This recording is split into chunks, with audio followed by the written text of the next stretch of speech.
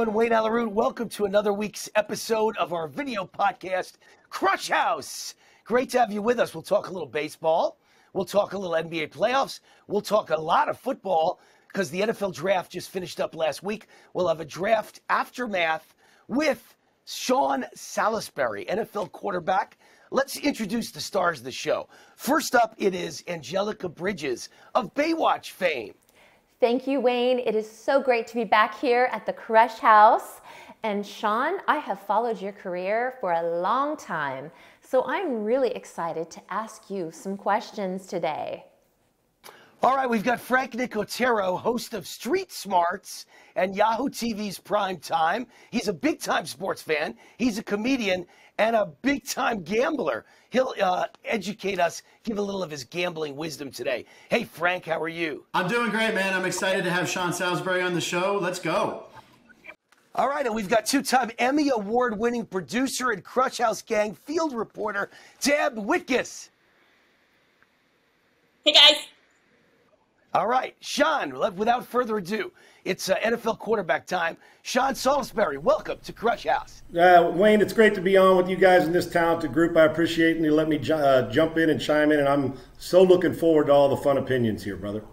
Yeah, you know, it's funny because knowing you were on the show, I went and looked you up, and of course, I remembered you from NFL fame. I remembered your 10-year career in the NFL, but I had no idea that you won the Grey Cup in Canada, the Canadian Football Championship. What was that like? It was awesome. And before I went up to the NFL, I'd played a couple years in the NFL, and my agent said, well, let's go up and get some experience, come back and see if that, if that heightens what's going on. And I said, okay, to the awareness of the NFL guys. So I went up there wanting to win and was able to, the way I got the starting job with a guy getting hurt, got the job and never gave it back. We went and won the Grey Cup my first year there. Winning a championship and celebrating and hoisting that cup, it's still one of the great thrills of my life because a championship at any level, I'll take it. Hey, Shawn, let's talk about the NFL draft. But before I get to it, I got to ask the obvious question. You're the quarterback. Aaron Rodgers and the Green Bay Packers, are they going to be able to make peace? I mean, how do you walk back on the field after you told the whole world you hate your management, you hate the team, you want to get the hell out of there? And you and I both know he's not going to get traded. Wayne, I'm going to take this, and I'm going to say he's played his last down in Green Bay. Really? And here's why. And you're right. And it's amazing. Yeah, the fans may be bothered by it right now, but if he goes back to Green Bay and throws 3 touchdowns in the first game, he'll be their hero again, right? So I see both sides. Listen, I don't subscribe ever to allowing a teammate or a player on a team, if I'm in the front office, to choose my NFL draft. Let's stop with this. You know what? Unless you're going to put a coat and tie on for 18 hours a day and study college game film about the backup tight end at Bowling Green and the running back at Slippery Rock, that's not your job. Remember your day job. Now, do I believe that guys like Russ Wilson or Tom Brady, some input like, hey, is Gronk a great teammate? Sure, let's bring him to Tampa and go win a Super Bowl. That part I get. I'm with Aaron. Aaron's frustration, he's a scorekeeper, Wayne, and Frank and Deb, he keeps score. Meaning that, like Michael Jordan, remember Michael Jordan at his Hall of Fame speech? I killed you, I dunked on you, remember when you questioned me? I mean, boom, boom, Aaron's got that in him, and I mean this as an affectionate compliment. Keeping score, well, you didn't get me this guy, you got me this guy, I didn't like this guy, you drafted a quarterback, and then I'm going to go out and be the MVP and post my score and prove to you that I can do what I want. And he did. So I don't think he's going to play another down there. I think he's just stubborn enough to say, you're going to test me, let me test you. So the question is, do you cut off your nose to spite your face if you're Green Bay? Do you say, if he's really not coming back and he's going to be in Denver or somewhere else, do we go get assets for him, 2 1s, 2 2s, and just say, let's cut bait, 15 years, great run, we love you, we'll see you back when we're going to hang your jersey from the rafters? Or do you play it out and say, let's see, and Aaron doesn't show up, 15 years, he's still a Hall of Famer. We've never seen the reigning MVP in the league go through this where he does hold out and stays out of football. I think Aaron's done. I think some point you get to a point like a marriage, it's broken, can't be fixed. I think Aaron Rodgers is going to be playing football somewhere else, and it may be time for both sides, to be honest with you. All right, on to the draft now. That was the big event of last week, so I wanted to get your thoughts on the big shocker of the draft, the big winner of the draft, and the big loser of the draft. So if you have those 3 for me, and for our fans at home, enlighten us, Shawn. Well, the big loser is probably where I'd be sitting normally, and that's in Houston, Texas, because they didn't have a first or second round pick. They had to think about what they've done this offseason, notwithstanding the legal issues with Deshaun. That's above my pay grade. I don't know what's going to happen. I know when he's on the field. Watson. Yeah, Deshaun Watson. He's one of the best assets in the league. And remember, pre-legal stuff, he didn't want to play in Houston. So that's another athlete saying he wanted out, right? But with what's going on here, think about what they've done this offseason, guys.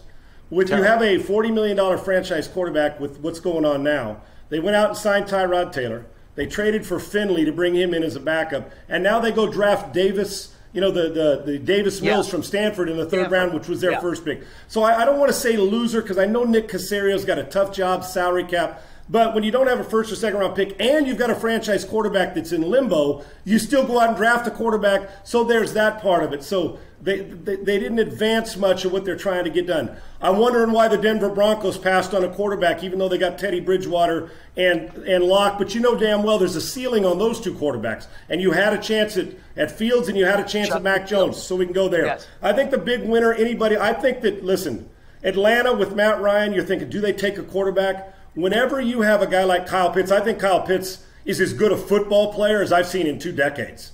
I honestly, if I wasn't drafting a quarterback in this draft, or if I had a quarterback and I said, listen, I got a quarterback, but I just need the best player. If I'm going to draft any of them, that was the cat to take. He's a game-changing matchup nightmare. So I think Atlanta had a big win. I think Jacksonville won. Hey, Shawn. So, yes. Shawn, the real big winner of the draft was Matt Ryan.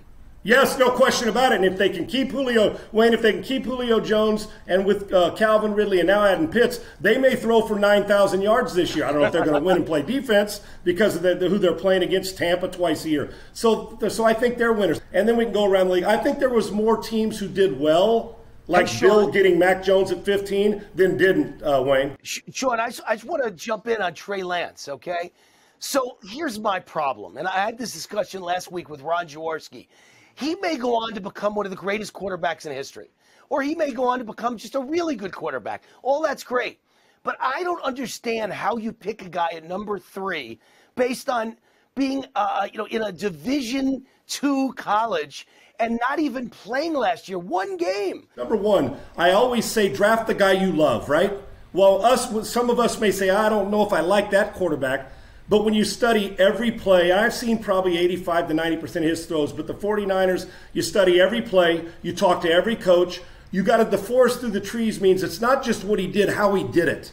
6'4", 225, how he can move, how he can throw the ball and throw to windows and throw people open. Now listen, does he throw with accuracy? 2 years ago, the ball didn't hit the ground. 28 picks, no interceptions. So I believe if you took Trey Lance and stick him on Ohio State, and I love Justin Fields, that they would have been in the Final Four. I think he's that skilled. I think he's that good. He can't control COVID. So if he was on my Trojans and Keaton Slovis is good, we'd have been better. That's how good Trey Lance is. Now he's got to play, Wayne, and he's gonna have doubters, and there's no doubt that there should be doubters. But you draft a guy because you do your due diligence and say, why do I love him? It doesn't matter what Twitter says or what I say. The 49ers love him. You draft him because you think, not at number 3, Wayne, it can't just be a guy that's a good player. And, Deb, it's got to be a franchise-changing, that you think you're going to win games because of him, not just because of the team and he's just a piece. You want him to be that guy, not a guy. 49ers think he is.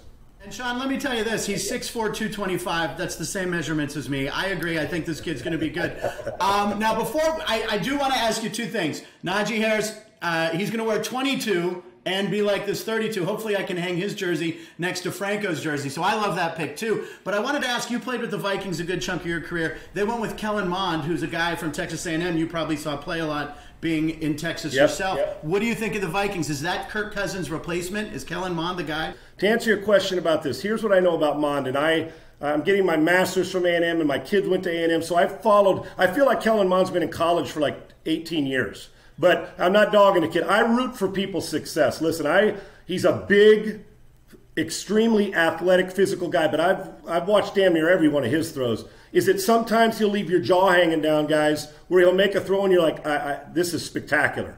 And then he'll go through a stretch where he disappears and you can't at that position. You're going to have bad games, but I'm talking about it can't be every other game, 1 good, 2 bad. Jimbo Fisher's a genius at convincing the NFL that the players coming from his program can play in college.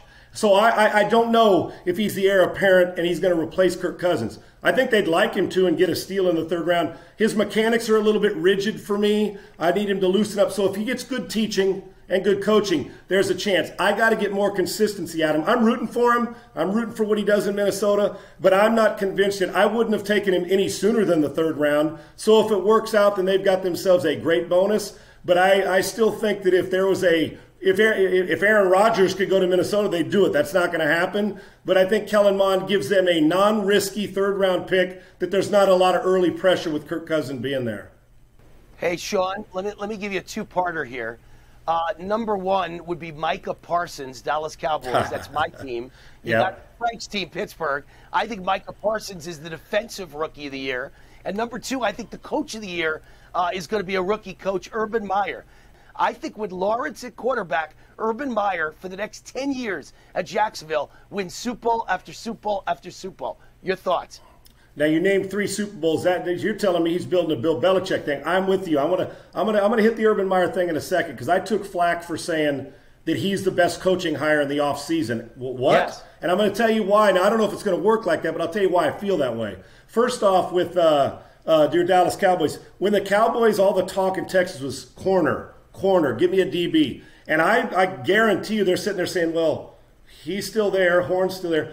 Oh, he's going to be – Parsons is going to be gone. Somebody's going to grab him at 8 or like a Carolina or somebody in Denver is going to grab Micah Parsons, right? Right. And then all of a sudden the DBs are gone and Parsons sitting there. You had to take him. Remember when Patrick Mahomes came out, well, can guys from that system make it? You change systems for Mahomes. Just like this, we do college NFL stuff. We get in the gun. We run read option. We're doing all kinds of things. Same with coach. Now, the only thing Urban's got to get used to early on, Wayne and guys and Deb and Frank, is that he's going to lose a few games because he doesn't lose. Right. And same with Trevor Lawrence. Those two cats have lost like 6 games in 48 years between the two of them. Right. So they're going to get you. They're going to go through those growing pains. I think Urban. I don't know how long he's going to do it, Wayne. But I think Urban Meyer immediately makes an impact, and Trevor Lawrence is going to be one of the great stars in this league. Hey, Shawn, I love the passion that you have for football. I could literally listen to you. Thank you. All day. What brought you to football? What drew you to the sport in the beginning? You know what, Deb? That's a great question. Most people may not know this. When I was growing up, I was a better basketball and baseball player, and I didn't play football. In the 7th grade, I had a coach named Coach Maynard. He said, I said, I don't play football, Coach, but I could throw it forever. And he said, well, you're going to come out to play flag football. You didn't say you want to. You said you're going to. I said, okay. And I learned how to read coverage and label players and understand a Will and a Mike and a Sam because my coach taught me. And I was never concerned about getting hit because in flag football, so you know where my head was? Seeing the coverage, you're not watching the pass rush. It really is. I tell people, go play flag. You can learn a lot of the mental side. All right, just a reminder, what are we here for? To make money. It's all about the Benjamins. Head over to VegasWinners.com. Guess what's going on this month? You're not going to believe this one. Free. The entire month is free from every handicapper on my team at VegasWinners.com. And I've got one hell of a Murderer's Row lineup of the best sports handicappers in history who beat the bookies every single week. My picks for this year, 65% or more point spread winners in baseball, basketball, and football all season long. Documented. I'm the winner, and I've got it free. My team, winners, they've got it free. Vegas Winners right now. The month is free. VegasWinners.com. Because winning isn't everything. It's the only thing. Now, I know we've had a rough year and a half or so with COVID. How have you been holding up with all of it? In my own personal life, you know, I'm a guy who's I know this sounds crazy, I'm an avid book reader and I'm a knowledge gatherer. And I promised my mom and dad that I would, the day of graduation at USC, that I was going to get my master's degree and doctorate degree. And so this fall, while this was going on, I said, now's the time, I'm going to do it. So I'm in sports science and sports management. I don't know if I'm an athletic director or general manager. I don't even know. I may never use it. But I'm getting straight A's in my master's degree, so I did that. I got a great career. I don't know why I did it, but other than I learned a lot about myself on that you can pretty much achieve what you want, even if you don't think you're really good at it to start. And here I am doing that, and I'm getting my doctorate for one reason, Deb, and Frank and Wayne and Angelica, is to very simply say that my friends have to call me Dr. Salisbury. That's all I care about. That's what I want. Hey, Shawn, so you touched a little bit about your career. You've had an impressive career. You've played for a number of different organizations. What would you say was the best team or your favorite team that you played for? I still identify as a Minnesota Viking. I spent most of my career there. I look at our teams. The only disappointing thing is it must have been the quarterback's fault, because Rich Gannon it wasn't Rich's fault or Wade Wilson's fault or Jim McMahon or Warren Moon. They were all good. It must have been my fault because we were so good. We should have won championship. Playoffs a lot. We were well coached. Chris Carter, Anthony Carter, Gary Zimmerman, Randall McDaniel, John Randall, Keith Millard, Chris Dolman, Scott. You look at our roster and you say, what happened? And then somebody probably say, was Salisbury on that team? No wonder you didn't win a Super Bowl. Hey, Shawn, let me ask the important question is, do you enjoy gambling on sports and gambling on football? Are you a point spread guy? Come on, man. You got me on the show. You're going to ask me? Yeah. Now I am. I couldn't be what I am now. You bet. And I actually win. Now I'll do football. It's like I don't play fantasy football, right? But your buddies all want to have, Shawn, you want to join? No, I can't, because I can't be on 48 teams. Because fantasy football makes me watch football different. I'm rooting for the quarterback on the other team to whoop my team's ass, yet I'm rooting for my team to win. So it doesn't make sense, but it's a great gig. So for me, I do, Wayne. I love gambling, and as years have gone on, progressive, I've gotten more into it, the studying and why, and fascinated with how they run the data and the analytics and all that, instead of just saying, I like this quarterback. So yeah, I'm really into it. Are you shocked, Shawn, the way everything's changed? The NFL hated gambling. It was a sin. It was evil. I'm with you, Wayne. It's. I'll tell you what, just as much as the NFL hated gambling, you know what they do love? They love money. They like cash. And so they finally got on board. They're just a little late to the party. And eventually we're going to have a full-time baseball in Vegas. You know this. NBA's coming to Vegas with all that space and all that great, and the passion and the gambling. I actually love it, because as a player, and when people say, well, what's it going to do to players? Nothing. I never looked at a point spread a day in my life as a player, ever. I knew I knew that we were going to Pittsburgh in December and be an underdog, but I couldn't tell you what. I just heard the word underdog, said, okay, they don't think we're any good, so that would piss you off. But yeah, well, why wouldn't we? It just makes money, people are involved. What gambling's done is take people who don't watch sports and get them to watch sports. Right. It's only a novel concept to do it the right way. So now we got ads on fences. Hey, let's cut to break. Throw it to break. And by the way, talk about that casino when you're tossing it to break on one of our NFL broadcasts. So that's all coming, and it's long overdue. And I'm grateful that we're a part of it, and you've been out in front of it forever, and you guys, and I love it, and it's not going to go anywhere but this way, as you guys know. My last question for you, Shawn, is a big Steeler fan, as you can tell. Lynn Swann, USC grad. What do you know about Lynn Swann? Seems like a great guy. I've met him once. He is. Yeah. Yeah. Lynn Swann, one of the great names, and probably no bigger at Pittsburgh than him. I'm a huge Lynn Swann fan. I don't know what else Lynn wants to prove, and he still looks like he's 40, right? It's ridiculous. He's unbelievable. Hey, Shawn, I want to get some gambling picks out of you. I want to test your knowledge of basketball, because you say that's your best sport. We got two big games this weekend, two phenomenal NBA matchups. Nets versus Clippers, Phoenix Suns versus the Lakers. Any advice on those games? So you know what, you're dealing with four teams that literally could be hanging, and there are three of them in the Western Conference, one in the East, but they could be hanging when we get around the Final Four. The Suns they're the biggest. I don't want to say surprise. Them in Utah, the elevation and quantum leaps in this game alone. Listen, the Lakers have had their struggles. The Lakers are trying to keep themselves away from being a part of a play-in game. I think there's a lot of problems there, but I also think that they got a chance that they always turn it on the postseason. If I was a gambling man, not looking at it, I'd either take the over or take the Suns, depending on what the spread is, because I think the Suns are a better team today and healthier, and have been healthy most of the year. In the other one, you know you're going to get a bunch of points. You wonder if Paul George, Kawhi Leonard getting stops on the defensive end. But when you've got 5 or 6 of the best players in the world, it's easy. As long as the over-under is in that game, over or 230, I'll take the over in that one, and I'm going to win because I'm on fire right now. So, Shawn, you're talking about the Suns. A little birdie told me that your son is the chef for the Phoenix Suns. This excites me. Yes. What do tall guys eat? Let me tell you, my son is like almost 6'8". He is 6'8" as a chef.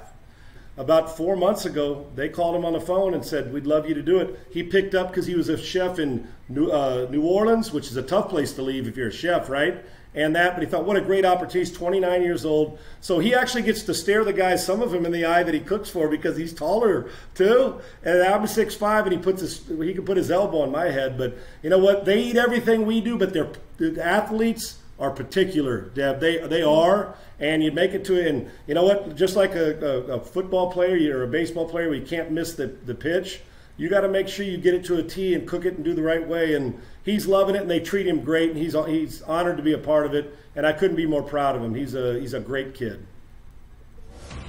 All right, Wayne Allyn Root, another week in the books for Krush House. I want to thank the whole Krush House gang. Angelica. Thanks for watching. Frank. Hello. Deb. Thanks, Shawn. I had a blast.